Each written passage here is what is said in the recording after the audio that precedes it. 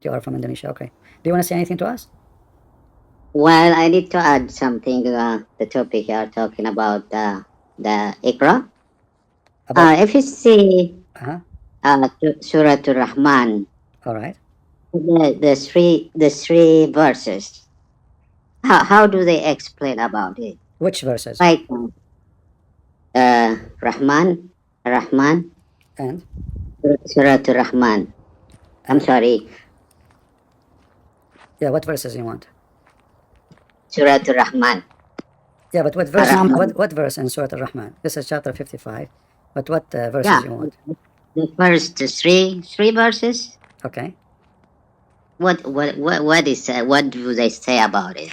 Ar- Like Muhammad is not reading anything, and the angel asked him to read. He said, "I don't know how to read," but on that verse,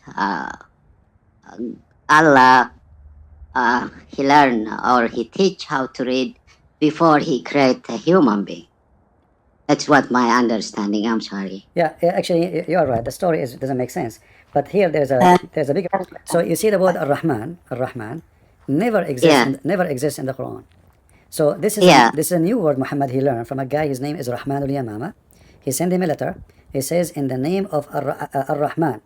Muhammad he like it, so he answered him back, and then this is why the Arab they says, oh Muhammad now he have a new God. His name is Ar-Rahman. And then Muhammad he come with an answer in the Quran saying that I call him Rahman or other name. All names belong to Allah. No. That's what I know. I am not mean. You know, Allah al No, I know, Quran. Allah. I know what you mean. I'm going back. Just wait. You know. Oh, So okay. yeah, I'm going Sorry. back, but just to show you where the word Rahman is coming from. So Muhammad almost he have delivered 50 chapter of the Quran, yet he never mentioned the word Rahman. Never. Suddenly the word Rahman appear. So the Arab said, where Rahman is coming from? He is worshipping a new God. He added a new name to Allah. So if Muhammad was sent by Allah, how come Allah never mentioned to him this name? He mentioned it only when he learned from this guy. His name is Rahman al-Yamama, who he claimed to be a prophet too. So when they questioned him about being a thief, he said, you know what? So what? If I call him Rahman or I call him Allah, doesn't matter. All best names belong to Allah. Now we go back to your question. Here the story is stupid. Why? Because Allah, when it says Ar-Rahman, He taught the Quran. He taught the Quran to whom? If it's to Muhammad, that's stupid, because according to Muslims, it was Jibreel who came with the Quran. If they say Allah taught the Quran to Jibreel, that's stupid, because according to Muslims, the Quran is in the tablet, and the angel, he go to the tablet. He did not learn anything. He just read from there and he came back to Muhammad. If they say that Allah, he taught the tablet, that is a stupid story, because Allah, he command the pen to write, and the pen, he just write. He taught him nothing. This is a pen. It's not a living creature. So the word allama, which means taught, is stupid. Then he jumped to khalaq al-insan. He created the human. What is the connection between this and this? And then he says he taught him a clear expression. The God of Islam claiming that he is the one who created the Arabic language? That is a stupid story. Was Muhammad clear in his expression? No. Was the Quran even clear? No. So this is false. Oh. If the Quran is clear, then we do not need any interpretation. And then suddenly he jumped, and the sun and the moon by calculation. What does this have to do with this? Nothing. What about the stars and Muhammad is trying to make, you notice, all the word end with the letter A-N. Rahman, Quran, Insan, Al-Bayan. So he is choosing just word. It make no sense. It's just to make a rap. Husban, and by the way, I can do that by adding an to any Arabic word. You can add it to anything. Anything. So it's just a stupid chapter, have no meaning. It doesn't mean anything. Like Allah created the sky, and then he says, don't transgress with the balance. What does have to do with this? What does verse have to do with this verse? And what this verse? And then he jumped to the earth. And then in the earth there's a fruit and palm dates. What is that? And what is this? So, and then if you type this sentence here, you will see how many times Muhammad repeat the same sentence. Look at this, because he didn't know what to say. The same exact sentence. Am I heard, guys?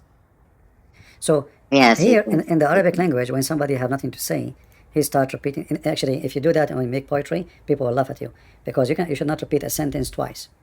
the same sentence, word by word. This is a big weakness in Arabic. So Muhammad obviously have nothing to say. Look at this. What is this? Look at this verse. O people of a human being and jinn, can you penetrate beyond the heaven and the earth? Try. If you do, I will shoot you. You cannot do that without my authorization. And then we have the American, the communist, everybody is going now out of the space. But Allah, He make it clear, nobody can do that. So the chapter you are reading is very stupid, make no sense. For Allah taught nothing, Allah create nothing.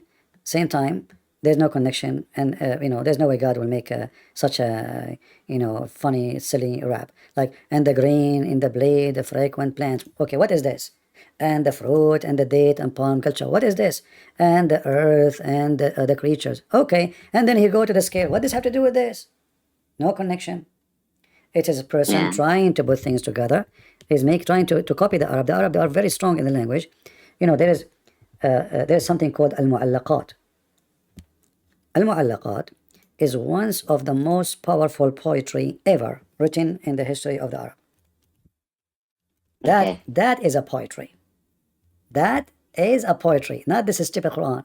They say to you the Quran is a miracle. Go and check al-mu'allaqat al-saba, which means the 7. They called it mu'allaqat because it is the thing they hanged on the Kaaba. So the most powerful Arab who wrote poetry, they are Christians. And they are the one who wrote the mu'allaqat. And nobody can write like it. And they never repeat one sentence twice. Even though each poetry is like thousands of lines. Imagine you write a book, all of it is poetry. And when we say poetry, it's not like this, English silly poetry. You can't compare. You can't really even compare. It is so powerful language. They wrote those, and the Arab themselves, they are astonished about their ability. So, one is written by Imr al-Qais, which Muhammad, he stole from it a lot of verses. He added to the Quran. Turfa ibn al-Abd, Al-Harith ibn Hilza, Zuhair ibn Abi Sulma, etc. Umar ibn Kalthum, all of those. Antar ibn Shaddad. Antara is a Christian person. And he is the hero of the Arab in the history. He is a son of a slave. He's a Christian. And, the Arab, they make a lot of stories about him. However, he make poetry speaking about his heroism and how amazing he is. But we cannot compare any Arabic poetry to the stupid Quran, because the Quran is a failure, is not a poetry, is not even sajah. If you go in Arabic, in the hadith, and I search for the word sajah, Muhammad was amazed by the act of sajah. Sajah is making, like somebody speak to you, but you don't answer normally. You answer by rap. But this is a very nice, not like the Quran. So Muhammad, he heard those. This was very popular between the Arab. So always they respond by sajah. This is why Muhammad, he called it, here in the translation, this man is one of the brother of soothsayers. Why they call him brothers? Because this is a group of people, very well known. Like one of them, his name is Sutayh. He is the best in sajah. And then Muhammad, he forbid the Arab from practicing sajah, because the Quran is written in the sajah way, and it is so horrible, so he don't want anyone to compete with him. All right? Okay. Yeah. And there is I don't know if we can find about Sutayh. Let us see if I can find about Sutayh, which is maybe not here. Let us see, Sutayh. Maybe not, yeah. Sutayh is a very famous man who used to sit all day long. He was big, like heavy duty, overweighted man. But this guy, he don't speak normally. You talk to him anything, he give you the answer as rap, but it is very strong language, not like the stupid Quran. So Muhammad, obviously, he was under the influence of the sajah, and that's why the Quran is written in such a way, but it is in a very broken language. And Muhammad, obviously, he witnessed them, he saw them, he heard them, he tried to learn from them, and we find all those hadiths speaking about that. As you see here, those are the soothsayer, the one who speak in a certain language. In fact, Muhammad, when he could not make eloquent language, he claimed that the one who make eloquent language is shaitan only. How we can prove that? If you go in the Quran, you will see, it says, Zukhruful Kalam. Zukhruful Kalam, an eloquent language. So, the one who make eloquent language, which means powerful, very strong, is shaitan. Not a human. Not God. is shaitan. Zukhruful kalam. So Muhammad here, he admit, he's accusing them that those are, the shaitan is inspiring them. Actually, the Arab, they claim that the one who is so good in poetry, he have the Satan of poet with him. Because they could not explain how good he is in poetry. Shaitan al-shar. So Muhammad, he wanted to prove that they are not really powerful. Those are the shaitan with them. So he said that the one who come to you with eloquent language is only those who they are sponsored by shaitan. So Muhammad now, he stripped himself from the claim of eloquent language because he don't have it. He don't have the skills. He don't have the knowledge. And now shaitan is the one who use eloquent language to deceive people. All right? Yeah. Yeah. He's You see, the here it says, inspiring one another with adorned speech. So who is the one who make adorned speech? Amazing speech? Shaitan. This is not a human. God don't do that. So Muhammad, he could not do the same as they do. It is shaitan, he do that. All right?